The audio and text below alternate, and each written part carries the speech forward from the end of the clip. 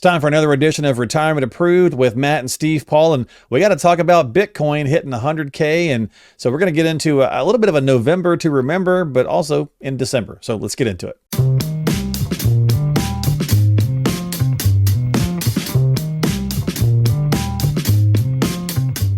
Hey everybody, welcome into the podcast. Thanks for hanging out with Matt and Steve and myself as we talk investing, finance, and retirement. And guys, it's been a wild 30 days. I mean, we've done a podcast since then, but just the last 30 days has been kind of crazy. So what's going on? Yeah, we were looking at the returns, and a lot has gone up since the election. There's been some losers too, but today we're going to focus on the winners. Exactly. Yeah, we went around the office and talked to all the different advisors here and employees, and it's like, what questions are you getting? We're trying to figure out what we want to talk about on the next podcast. It's like Bitcoin, Ethereum ETFs, Bitcoin ETFs. I heard RFK has the majority of his net worth in Bitcoin, so you might want to talk about that. It's like, okay, so I guess we're talking about Bitcoin on the next podcast. Do we get any questions on, I don't know, fixed income, where we think rates are going? Is there an opportunity in small cap? No.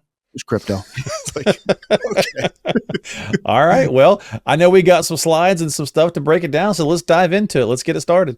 Yeah. So we thought we'd talk about the top questions that we're getting from clients, and the first one, kind of misunderstanding. You go out and you Google Bitcoin finite supply, and one day there will be. It's not right now. They're going to continue to mine it. They're going to continue to produce more of it. A lot of our clients have thought they've stopped. They have not.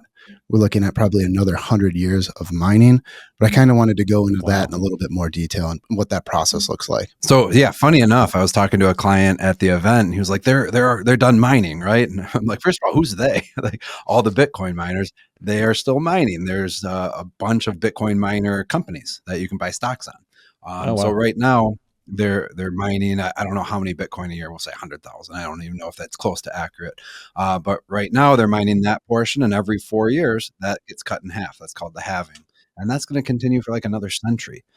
So they're not going to stop making Bitcoin anytime soon. It's what we call an inflationary currency. Yeah. So they're going to continue to issue it. A lot of people. It's supposed to be like the internet version of gold, right? I mean, they're not making more of gold. We have what we have of gold on this earth. There's never going to be more unless they find a new mine like they claim they did down in El Salvador recently. Oh yeah. Or unless you're like Matt and you think they're going to jump on asteroids and start mining those in the future. We actually have a bet. We have a bet by the end of our lifetimes. He believes that we will see something like that. And it's like, if we do, you can go ahead and call me from your condo on Mars and rub my face in it. Yeah. He might be right. So I guess you never know. Yeah, funny you mentioned El Salvador, Mark. They're one of the countries that are actually buying Bitcoin as a reserve asset. So everyone's like, "Oh, are they going to just mine this gold to sell it off and buy more Bitcoin?" So interesting. Yeah, and that's part of the reason. So things like that, and this administration, we can see Bitcoin is up about 41% from November 5th, the day of the election, through the end of November. So we just did through the end of the month because this stuff varies wildly.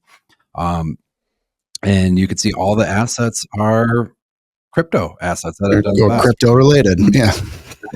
So Doge has gained some traction. Yep, 150%. We'll get into that in a little bit. Their Department of Government Efficiency, but the asset I wanted to dissect was MicroStrategy. So I had a client saying, "Man, I really want to own some of this MicroStrategy stock. It's going crazy. What do they even do?"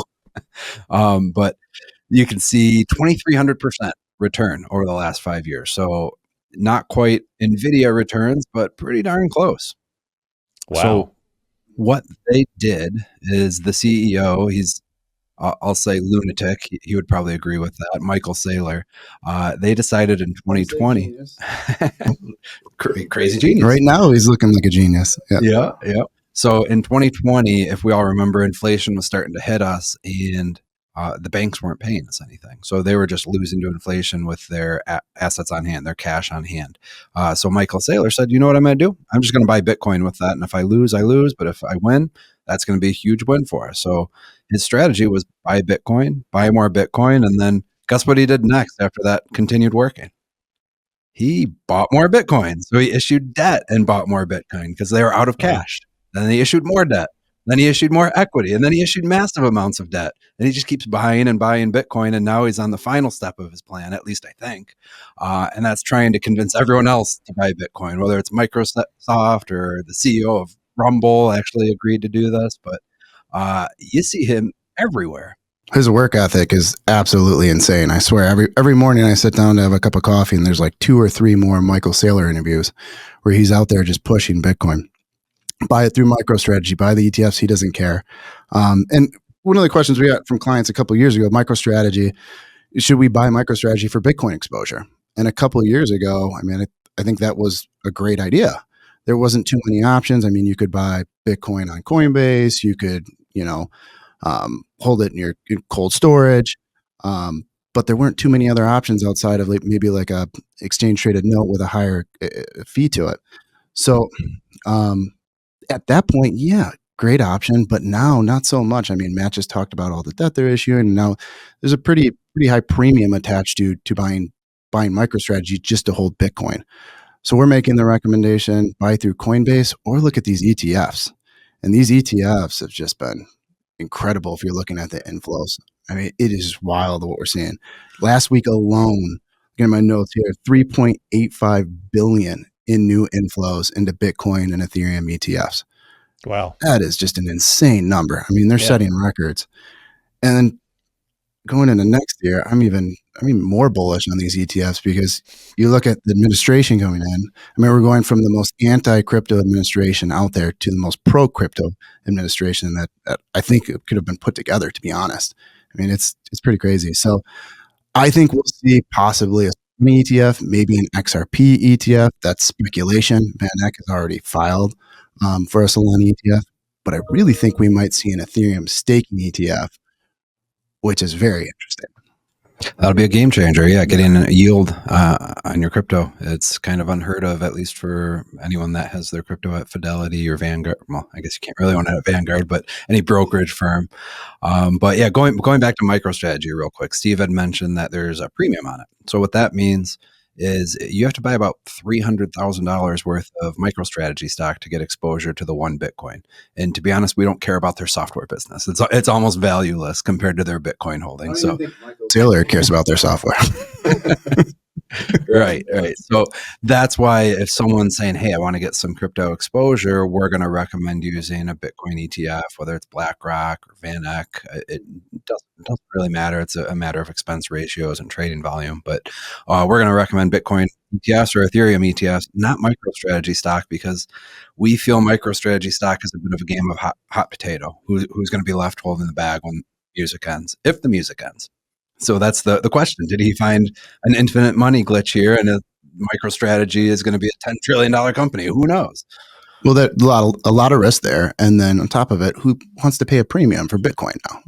It makes no sense. When there's these ETF options, you don't own them anywhere. The expense ratios are right around 0.2, 0.25. I mean, that just makes the most sense. Yeah. And then the next question that we've been getting from clients is what can we expect out of this administration? And I know a typical client probably isn't aware of who Gary Gensler is, who's the head of the SEC. And he's been on a bit of a rampage against this industry, which is fine. I mean, there's a lot of fraud in the industry. So there were cases that had to be brought, but I think I'm not going to miss him. I'm not going to miss Gensler. Yeah. So, can you enlighten us who's his replacement? So before we get into his administration, I want to kind of backtrack to MicroStrategy. We were talking about Ethereum and the Ethereum ETFs and adding staking. I just think that is so extremely bullish for Ethereum. You don't have that with Bitcoin. We're talking about a growth asset now with maybe a 2.5% yield attached to it. Now you could run your own validator, which I don't think any of our clients are ever going to do. We're talking to mostly, 55, 60-year-old, and older investors here. So that's not an option. But you could always buy in Coinbase and stake right now, and you get your 2.25%. But now they might be attaching this to ETFs. If they do that, and we have a growth asset like Ethereum with a yield of north of 2%, that could just be massive. We could see some serious growth there. Yeah, the compliance person in me is going to say highlight the words could be. It could be massive. Could be. Yeah, put the compliance hat on every show. Yeah. It could be. Obviously, we're speculating a little bit here. Yeah. We don't know if we're going to see a Solana ETF or an XRP or Ethereum staking ETF. This is all speculation. But I think with this administration, we have a very good chance of seeing possibly all three of those, but at least an Ethereum staking ETF. So let's go back to why we're so bullish with this administration. And let's just start with Donald Trump. Okay. He is holding, I can't even tell you how much Bitcoin he's holding, but I know he's holding millions of Ethereum. And then he's built his own project, the World Liberty Financial Token. It's built on Aave, which is an app built on top of Ethereum. So a lot of people are going, well, he's building something to compete with Ethereum. No, he's building something on Ethereum. So you buy that token, you're supporting the Ethereum ecosystem. He wants to make America the crypto hub of the world, wants to bring innovation back to America, which is exactly what Gary Gensler and this administration were against. They were driving companies offshore. And he wants to establish a Bitcoin strategic reserve. That is just, how are you not? Yeah. And my favorite role that he appointed is the crypto czar. So that is a new role. David Sachs is going to be the AI and crypto czar. And one of his tasks is going to be looking into Operation Choke Point 2.0, which is a little bit of a conspiracy theory, but there's definitely some truth to it. So I'm definitely curious to learn more about it. But essentially what Operation Choke Point 2.0 is, Google it, but you'll find out that a lot of the crypto companies that were trying to launch in the US were debanked. They lost their bank account, and good luck trying to launch a financial application without a bank account and using cash. So it'll be interesting to see what will come to light for that. Just knowing that we have a position called the crypto czar, how bullish is that? That's crazy. That's wild to see that. So let's go to the next person. Let's go to our new VP, JD Vance. He's been very outspoken on his bullishness for crypto and innovation here in the US. And he's holding around $500,000 in Bitcoin. Now, he obviously doesn't have the net worth of our next president, Donald Trump. So this is a significant portion of his overall net worth. It's just very bullish seeing that he's holding this sizable position. And then RFK. I've gotten so many questions from clients on that. Well, he went out and said, I hold my majority of my net worth in Bitcoin. I've had multiple clients now ask me, is that a strategy that we want to look at? Hell no. No, absolutely not. Now, you can see that we're bullish on this sector. We think that there's going to be significant growth here, but there's also so much risk. I love that he's holding a significant portion of his net worth in Bitcoin. Yeah. I feel like we're probably going to see explosive growth in 2025. But if you're in retirement, this is absolutely something you don't want to do. We're talking maybe a 1 to 5% allocation into crypto. If you have a Roth that you don't need and it's geared toward transfer going to the kids, maybe you could look at owning more. But if you're the standard retiree relying on your portfolio for income, 1 to 5% allocation into crypto, you do not want to deploy the RFK strategy. Yeah, he's character, that's for sure. And then rolling down the list, I think the best part about this administration is the Department of Government Efficiency. It's funny how that works out. Sure, Doge. yeah, right. And that's what was the number one returner? Yeah. The number one returner since the election was Dogecoin. We can pull that back up just to remind folks too, right? So this is not an endorsement of Dogecoin. That is a joke, and it's got a market cap bigger than Target, and it's like $60 billion at this point. And we do not endorse that one, that's for sure. But who knows? I mean, that could go 10x and have a $6 trillion or $600 billion market cap. It's hard to even think of these numbers so big. So it's going to be interesting for sure. How many times has a client said to you, my grandkid owns Doge, should I buy some of that?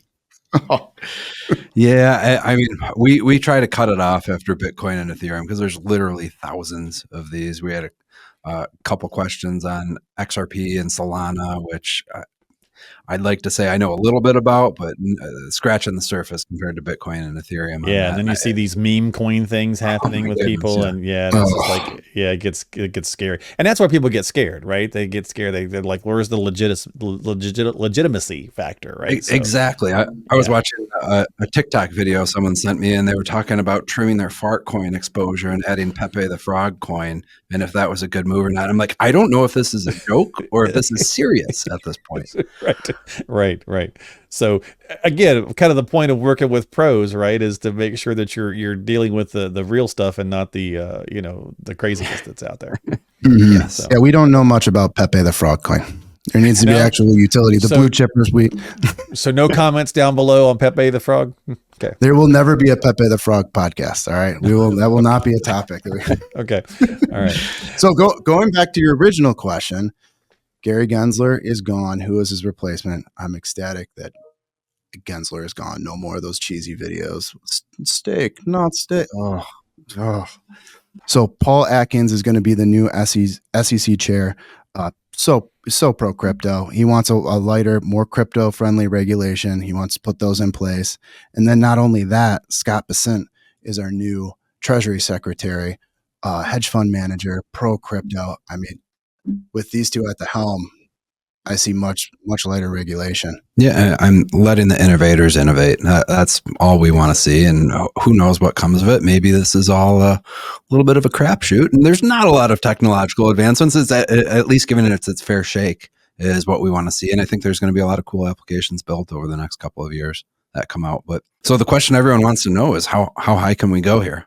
It's going to be interesting. I don't want to put a ceiling on it. When you have a Treasury Secretary that's saying, quote, crypto is about freedom and the crypto economy is here to stay. Wow. Who knows? I mean, that's probably, you have a crypto czar, you have a Treasury Secretary saying that, you have 100K plus Bitcoin. I don't know. How high can it go, Matt? Give us a number. 2025. What do you think? You're putting the boy. compliance guy on the spot. Yeah. No, I mean, I've seen predictions of high hundreds of thousands, 500,000 to 1 million. I think that is way too optimistic at this point. I wouldn't be surprised to see this thing double, 200,000, 250,000. If I were to put a number on it, realistically, I don't know how much more of this train has left in it. Maybe it's another 20, 30, 40%, and we put her out at 140, 150. Maybe it's the peak. That's always a chance. But You're talking about the 100K that it's at now? Yeah. Yep. So Bitcoin, sitting at 95, 96 as we're recording right now, could be dramatically different by the time this airs Friday. But sure. Yeah, I could easily see another 50 to 100% before we top out. Okay. So you're calling for 200,000? I'll say 158,000. Yeah, let's just throw a number out. What if we see a Bitcoin strategic reserve? Does that number go up higher? So I think what the Bitcoin strategic reserve, I think what they're going to do is they're going to hold the Bitcoin that they have. They've been actively selling the Bitcoin they have, and I don't know that they're going to go out and acquire Bitcoin. So I mean, there's so many questions that need to be answered. But if they start buying Bitcoin, that's a whole different animal. I think if you see that along with the ETFs, it'll finally start to stabilize Bitcoin. Because the issue with Bitcoin too is we have these big runs, but then these massive drops. So you're holding an asset that you could see go up 300-400%, but then all of a sudden it could drop, 70%, 80%, and it's not weird. Yeah. It's really scary. I think it could start to stay. I think we'll still see swings, but those swings could be more like a 30% drop. I don't see a lot of people you go and Google it and you go on Twitter and you have people going, oh, what's the market cap of gold? 17 trillion. Oh, we should flip that. Give it a year. Like, no, that's not going to happen. Yeah, probably a couple cycles away from that. But yeah, Mark, if you go to the top assets market cap chart we have, this just shows gold is the number one asset, 18 trillion now. Bitcoin's actually the number 7 asset. So you look at the FANG stocks, throw Meta in there. I think Meta is number 8 on this list. Bitcoin's right in the middle there. So it's not a ridiculous thing to have a small allocation to Bitcoin, just like it's not ridiculous to have a small allocation to Meta. And Meta is actually one of those companies that tried to launch a crypto application. They tried to launch a stable coin called Libra, and that got crushed as part of that Operation Choke Point. The FDIC said, you could launch it, but we strongly advise you don't launch it, which means in their terms, don't launch that. And they shut that Libra project down. So it's just showing you that this stuff's here to stay. I mean, sure, Bitcoin could drop out of the top 10 assets in the world, but it could just as easily flip Amazon, Microsoft, NVIDIA over the course of the next year. Yeah. I mean, you're looking at the 7th in assets by market cap. It belongs in your portfolio. Again, not a 20% allocation, but a couple percent. And if you're not going to own Bitcoin, look at an Ethereum, look at a Coinbase. I mean, Coinbase gives you broad crypto exposure. But what's Ethereum at? What's that rank, like 25, 26? Yep, we've got that chart too. Right now it's 27, right between our favorite company, Costco, and Home Depot and Netflix. So you get clients that say, hey, I don't want to own this imaginary internet money stuff. And look at the market cap here. Think of it as another position in the portfolio. Would you bat an eye at owning MasterCard, Costco, Home Depot? No, they belong in the portfolio, small allocation. Same thing for Ethereum, same thing for Bitcoin. Yep. And just going back to the gold episode we did, we talked about having the proper allocation. So never are we going to want to see you own 20% of your net worth in gold or Apple or even Nvidia for that matter. Nvidia's gone crazy. We've been selling that inside our models to bring it back in line to where it should be. So it's just about having that proper allocation, and Bitcoin, crypto, gold for that matter, are not something you want to have that overexposure to unless you can afford to take that risk. All right. Well, good stuff, guys. So you talked about the winners and losers. Where's the loser conversation? So losers, there wasn't a heck of a lot of losers. So international stocks took a pullback. Gold has taken a pullback. Oil, China with the tariffs have taken a pullback. Pharmaceutical companies with RFK have underperformed the market. And then the biggest loser, which is surprising in all of this, is Trump media. Interesting. Yeah. So go figure. You could have went all in trying to time the election and lost there. So that's why we never like making bets like that. But so we talked a lot about, ETFs, cold storage. We talked about Coinbase, buying crypto on Coinbase, what that looks like. Why don't you just take it a step further, break it down a little bit for everyone, Matt, and kind of talk about how we own crypto for our clients? Sure. So the easiest one is in our aggressive growth model, which is a single stock model. We have Coinbase in there, and that's been one of the leaders up there with Nvidia. And again, we're going to try to keep that one in line, sell it as it's ran, buy some of the losers. And then actually in our core model, so our RWP moderate growth, our long-term growth, our conservative growth. The moderate growth right now is a 1.5% to 2% allocation to ETH, which is a little bit high for what we want. So when we added it, it was about a 0.6, 0.7% exposure into the Grayscale ETH trust that was trading at a discount. Doubled the money there. And then we actually switched that to the Fidelity Ethereum fund just because the expense ratio was about 90% less. So we had to pay a little bit of taxes there, unfortunately, to get out of it, but we feel it's going to be a long-term core holding, and we wanted to be as efficient as we could in terms of the holding cost. So we've held that one from about 1%, and that's drifted to about a 2% allocation right now, which we'll be trimming probably come January, bringing that down to that 1 to 1.5% range. Yeah, absolutely. Want to look to trim the positions as we go forward. I mean, when you see explosive gains like this, like Matt was just talking about, you want to make sure that you go in and you lock in some of those gains, because we talked about these cycles. I think we see more stability with the ETFs and with this administration, but it's still going to be really volatile. So the last thing you want to do is keep pushing the chips in and going, well, I just hit 30,000. I just hit 40,000. I just hit 50,000. I'm almost to that vet money. I just need one more time. It's like, at a certain point, you got to go and you got to trim some of those gains, lock them in, make sure you're rebalancing. Yeah. So we don't need to be Dan Campbell on fourth down every time. Right? Love the guy, but not every time. Giving us heart attacks over here. But at the end of the day, I know a lot of our clients are listening to this like, I don't know anything about Bitcoin. I don't know anything about Ethereum. I'm never going to know how it works. Think about Nvidia. That's one of the core positions in your stock models in any ETF you own. Can you explain what they do and fully understand that? Probably not. So it's one of those things you just have to go, it's an insane technology. Do I want exposure to it? If no, that's fine. You might miss out on some gains, but if you want exposure, make sure it's tempered in that maybe 1 to 2% range.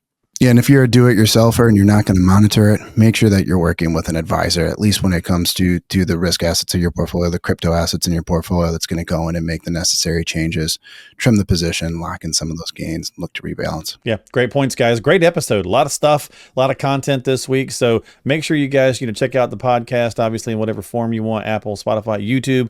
Hit the subscribe button on YouTube. If you need to go watch again or you want to learn some more, you want to get some time with the guys, go to retirementapproved.com. That's That's retirementapproved.com. And again, like I said, just make sure you're talking with a qualified professional like Matt and Steve. They're CFPs or certified financial planners. So just make sure that you're having quality conversations with people who do this every day, because it can get in the weeds a little bit. So thanks for hanging out, guys. Thanks for breaking it down as always. Good stuff.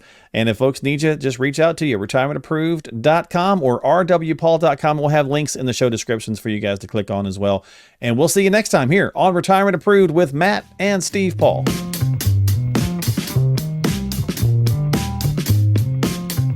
Retirement Approved is brought to you by Richard W. Paul & Associates, an SEC-registered investment advisory firm. Throughout the presentation, we may generally discuss different financial vehicles. However, nothing we say should be construed as a recommendation to buy or sell any financial vehicle, nor should it be used to make decisions today about your investments or insurance. For full disclosures, check the show notes of today's episode.